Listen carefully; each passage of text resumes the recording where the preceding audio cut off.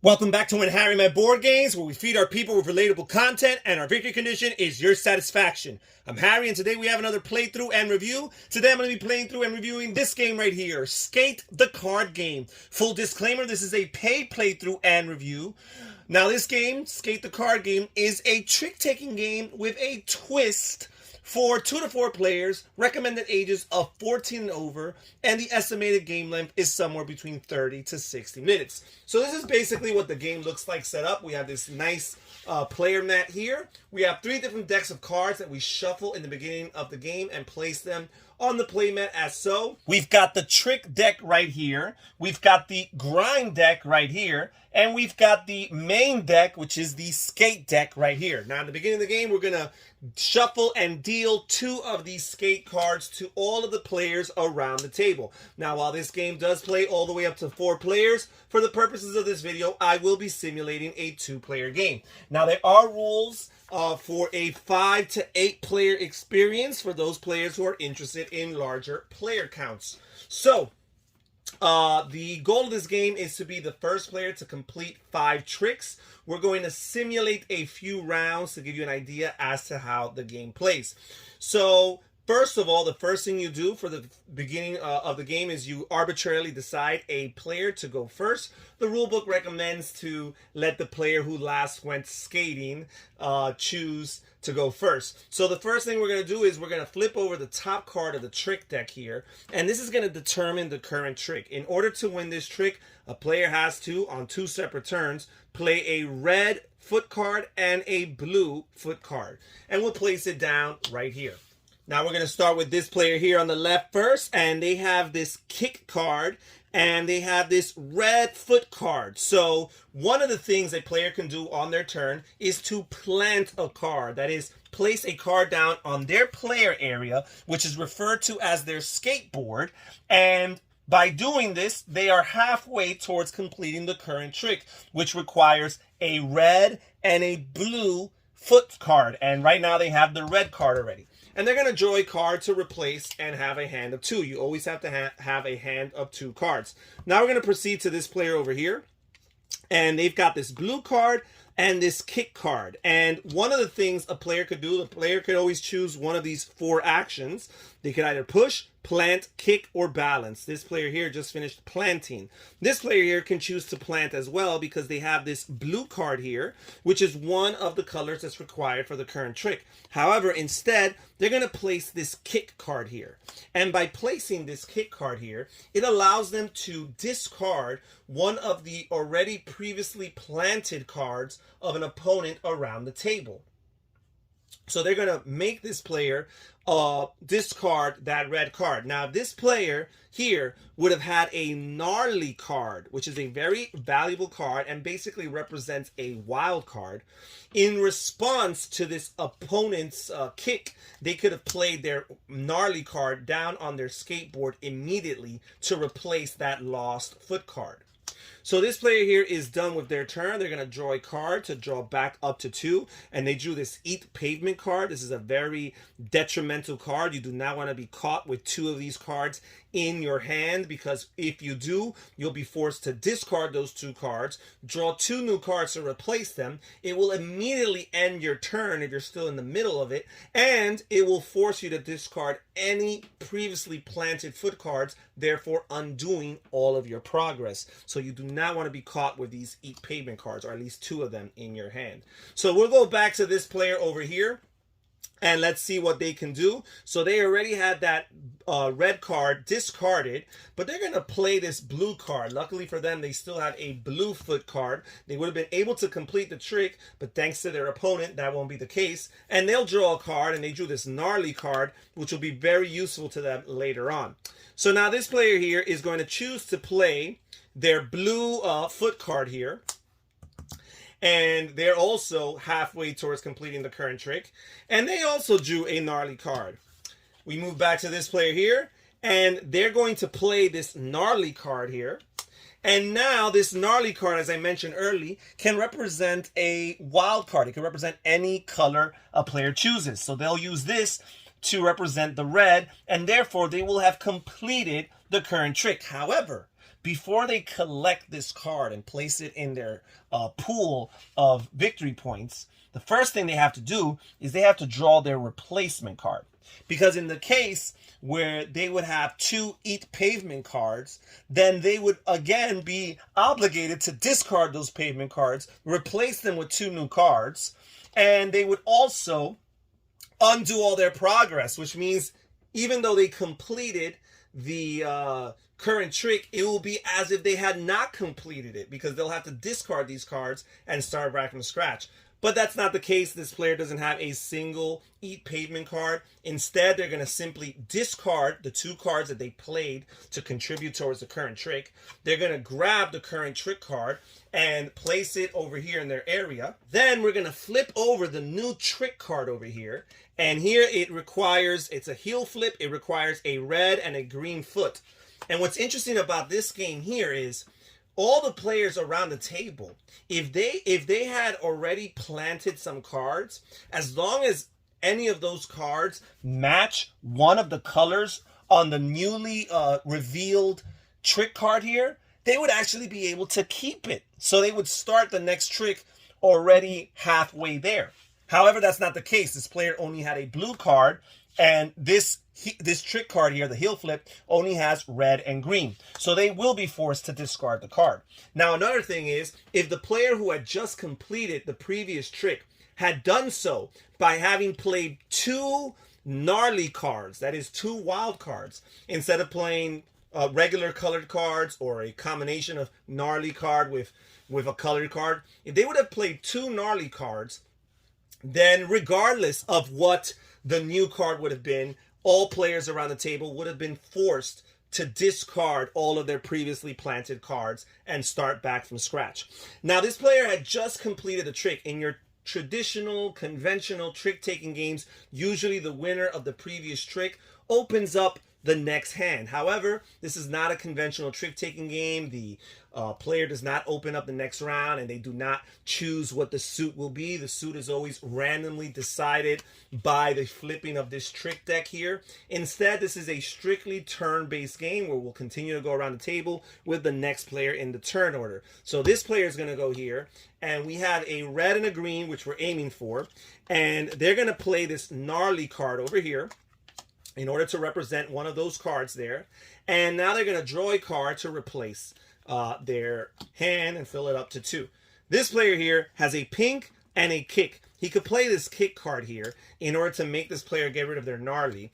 However, instead, they're going to choose to do the push action, which is, again, one of the actions you could do on your turn. You could always choose one and only one of these 4 actions: pushing, planting, kicking, and balancing. In order to push, what happens is a player discards a card from their hand, and then they draw a card from the skate deck in order to replace it. So we drew this checkered foot here. That's not going to work. That's not what we need. We need either red or green. So the thing about the planting action is that the rules actually allow you to repeat this action up to 3 times if necessary. So this player is going to do it a second time, and they drew another kick card. So they have 2 kick cards. They're going to keep on going, and they're going to push it to the maximum of 3. And here they drew a pink card. So they basically drew all these cards and started out, finished off where they started with a pink card in their hand. This player is done. You cannot push more than 3 times. However, the game does reward you when you push for the maximum 3 times. It allows you to draw a card from the grind deck. And these here represent different colored rails that correspond with the different suits, the colored suits in this game. And a player can have a maximum of 2 grind cards at a time. And basically, this would represent a completed rail. And a completed rail would serve as an extension of your player area. As I mentioned earlier, you have this virtual skateboard, which is your player area, where you're playing cards down, your tableau, if you will. And these are the cards that are contributing towards the completion of your current trick. However, instead of planting a card on your skateboard in your regular player area, you could always choose to plant it on one of the rails on a completed rail of 2, as long as the card that you plant matches with that particular color. Now, what's interesting in this game is once you have, let's say, 2 foot cards on each of the rails of your completed rail, the next time you complete a trick, not only will you be rewarded that trick card, which serves as 1 point towards your objective of 5, but you would also be able to complete this rail as well, put it in your victory pool, and basically these 2 cards would count as 1 additional trick, which will count towards your end game or your victory condition. So there's that. But this player here, he only drew 1 grind card. So for the time being, they have 1 grind card here. And now they are done. We'll proceed to this player here on the right. And they too are going to push because they only have this pink card here. And they're going to draw a card here. And they've got an Eat Pavement, which makes it 2 Eat Pavement cards in their hand at the same time. As I mentioned earlier, what happens is you discard these cards, you draw 2 cards, your turn is immediately over, so this player will not be allowed to push for a 3rd time, and they will discard their progress. They had this gnarly card played previously. That card will be removed, and now they're starting from scratch. We'll move back to this player over here. And they're going to go back to kicking, or to pushing, I should say. They're going to draw a card, and they've got an Eat Pavement card, so that's not a good start. Now they're going to push. They cannot push this Eat Pavement card, so they'll discard this here. And they drew an orange sneaker, which is not what they need. But you know what? They're going to save it for later. Perhaps they want to play it on their rail. Actually, no, this Eat Pavement card makes it really tough. So they will push a 2nd time. They've got a kick here, and then they'll push a 3rd time. And they've got a green, which will be great for the future, because they do need a green for the current trick. Also, because they pushed for 3 turns in a row, they're going to be able to draw, again, another card from the grind deck. And now it's a green. And now they have a completed rail, which represents an additional area on which they can plant cards, in particular orange and green foot cards. We'll go back to this player over here. It's pretty tough, but look at what they have. They have another Eat Pavement card, but they have a gnarly. And this is actually great timing because the 4th possible action that a player can do on their turn is they can balance. So they can choose to discard a gnarly, which again is a very helpful card because it serves as a wild. But if they choose to discard it along with an Eat Pavement, it's the only way that they're allowed to get rid of these Eat Pavement cards. And you want to get rid of them because every time you have an Eat Pavement card, you risk ending your turn prematurely, and you even risk potentially not scoring completed tricks. So this player is going to discard these cards, and they're going to immediately draw 2 cards to replace them. Now we're back over to this player over here, and they're going to choose to plant, but they're actually not going to plant on their regular skateboard area, which they can if they wanted to. Instead, they're going to plant on one of their rails because this green foot matches this green rail right here. And they'll draw a card to replace it, and it's a pink. Now back to this player over here who's got some red cards here. He's going to play the red card to work towards completing this trick here, and they'll draw another card to go back up to 2. Back to the player here on the left, they have a pink. They're simply going to discard this here to draw another card. They're pushing. And here they've got an orange card, and they're going to save this orange so that on the next turn they can complete this rail here. Back to the player here on the right, and they are going to push. They're going to discard this pink here. They've got another pink. They'll push a 2nd time. They've got a gnarly card, which they'll save for their next turn. Back to this player over here. They're going to choose to plant. They're going to place this orange card right here, and they will draw a new card to replace it. Now they've got this completed rail, which means the next time they complete this trick or the next trick they complete, they'll be able to discard these cards and score them as an additional or in place of an additional trick. Back to this player over here, and they're going to choose to plant with this gnarly card. And now they've completed the trick. The gnarly card will represent the green. They'll discard both of these cards. They'll replenish their hand with the next card from the skate deck.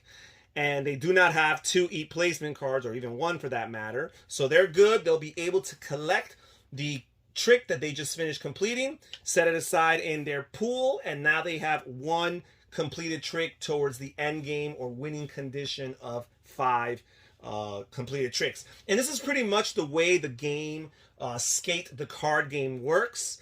It has a twist to the conventional trick-taking style of game, but at the same time, it still retains the simplicity and the intuitiveness that is common in this genre of games. I do say that I like the artwork here. I'm not usually a fan of this type of outlandish, jump out in your face type of artwork and graphic design. However, I find that for this particular genre, it helps the game stand out and differentiate itself from the others in its same category.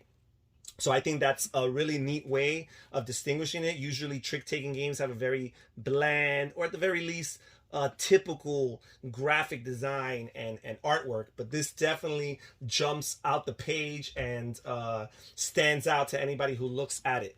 I like the simplicity of it all. It's very simple, easy to teach, plays pretty quickly. At the same time, while you are sometimes limited to the randomness that might be found in this trick deck here, at the same time, there's lots of ways of working your way through the deck and getting to the cards that you want and or need to complete your tricks and to complete your objectives. So I find that that more than makes up for it. And that's pretty much it for today's video. Thank you so much for joining us here at When Harry Met Board Games. Please check in the description down below for more information, details, and a link to find out how you can get your hands on a copy of Skate the card game. This is Harry saying take care, everybody. Stay safe, stay healthy, and have fun gaming. Bye-bye.